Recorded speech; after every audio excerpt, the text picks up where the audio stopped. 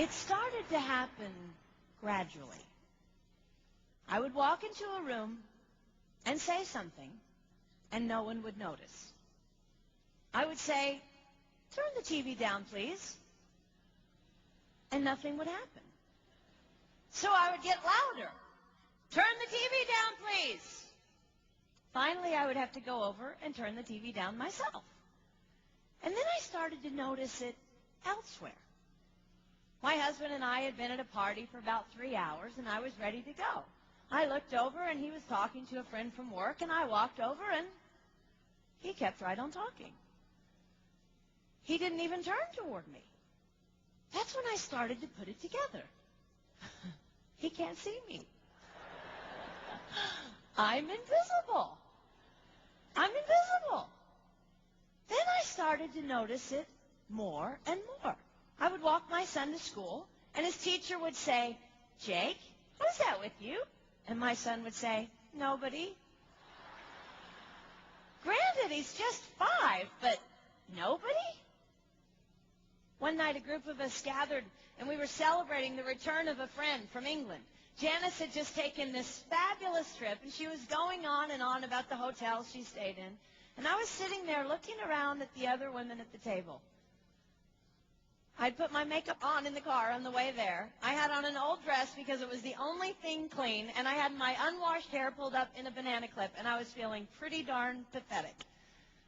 And then Janice turned to me, and she said, "I brought you this."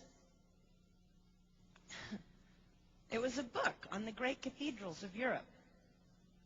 I didn't understand. And then I read her inscription. She wrote, "With admiration for the greatness of what you are building when no one sees." You can't name the names of the people who built the great cathedrals. Over and over again, looking at these mammoth works, you scan down to find the names, and it says, "Builder, unknown, unknown, unknown." They completed things not knowing that anyone would notice. There's a story about one of the builders who was carving a tiny bird inside a beam that would be covered over by a roof. And someone came up to him and said, "Why are you spending so much time on something no one will ever see?"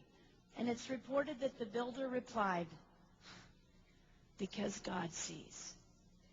They trusted that God saw everything. They gave their whole lives for a work, a mammoth work, they would never see finished. They showed up day after day. Some of these cathedrals took over 100 years to build. That was more than one working man's lifetime. Day after day. And they made personal sacrifices for no credit. Showing up at a job they would never see finished, for a building their name would never be on. One writer even goes so far as to say no great cathedrals will ever be built again because so few people are willing to sacrifice to that degree. I closed the book, and it was as if I heard God say, "I see you. You are not invisible to me. No sacrifice is too small for me to notice. I see every cupcake baked, every sequin sewn on, and I smile over every one. I see every tear of disappointment when things don't go the way you want them to go.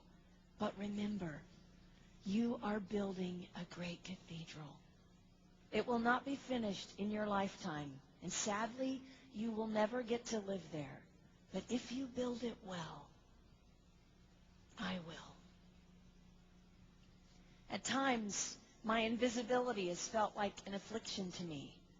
But it is not a disease that is erasing my life.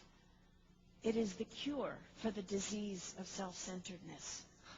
It is the antidote to my own pride. It's okay that they don't see.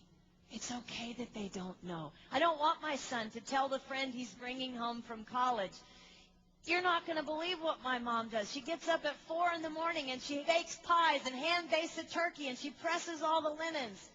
Even if I do all those things, I don't want him to say that. I want him to want to come home.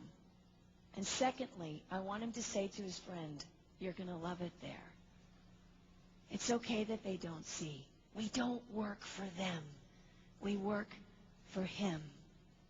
We sacrifice for him. They will never see. Not if we do it right. Not if we do it well. Let's pray that our work will stand as a monument to an even greater God.